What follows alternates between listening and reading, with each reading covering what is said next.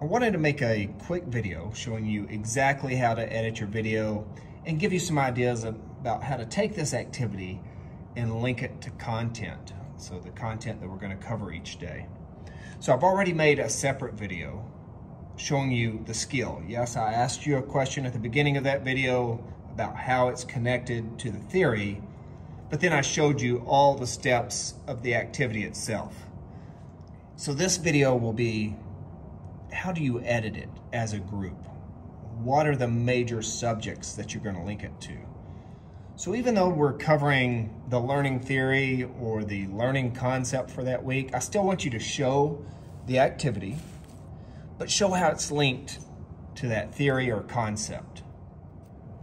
You're going to cover the major elements of that activity, which would be an ember extender and something for that to go into to blow into flame. But how this differs from the activity video that I showed you with all the major elements is you need to link that to the learning theory or the learning concept as you demonstrate the skill, the steps of the activity. So let's pretend I'm a student and I'm going to film this two different ways. One, if you're a group that chooses to take social learning theory and be cooperative learning, meaning that you have a leader that's kind of guiding the process.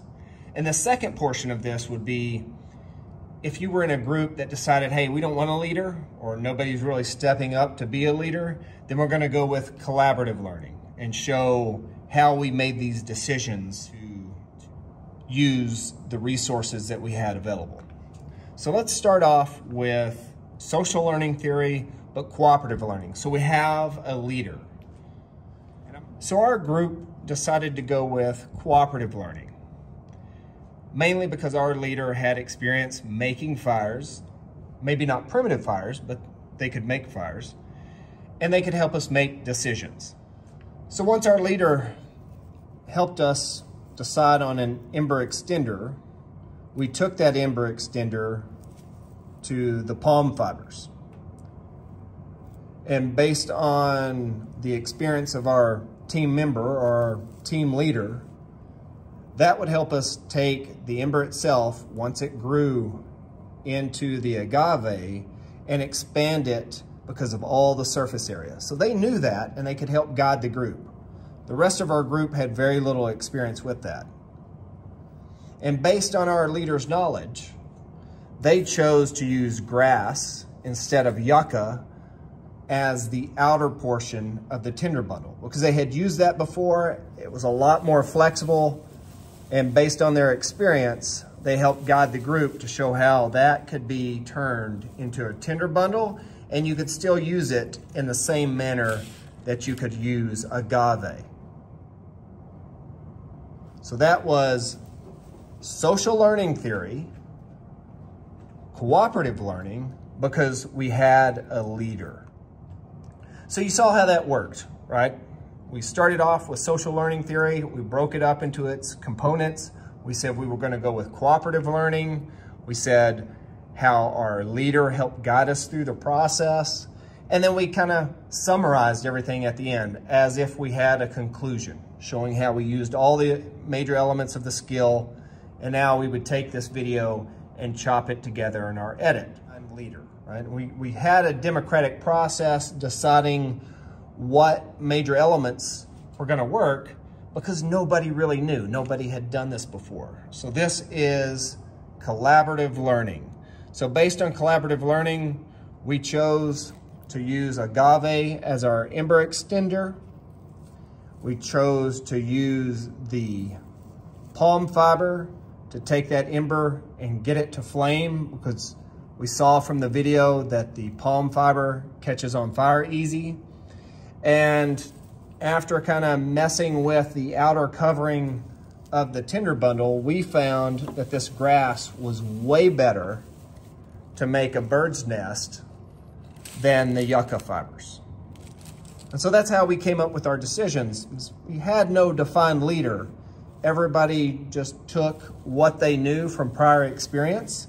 Everybody had some input. We had a democratic process and majority ruled deciding on, okay, what's the ember extender, what's going to have a lot of surface area to catch that into flame so that it catches this dry grass on fire, and what's going to give us a good handle to move that around in open air to help it catch on fire. So in summary, social learning theory, to knock out the skill of the Tinder bundle, we used collaborative learning because we had no defined leader, and we used a democratic process to try to make the best decisions possible based on our limited experience and lack of leader. We're using the skill or activity of the week to help us focus on the theoretical learning concept or theory. So this is a visual way to keep students engaged. Instead of doing a standard lecture, how can we take something that may be new and novel to most students so that they're focused, they're interested, you'll have to cooperate with each other to make decisions, to create something of your own, to get yourself to the upper levels of learning. That's what this activity is about. It's great if you're interested in the subject matter of the skill, but really the takeaway is the learning theory for the day.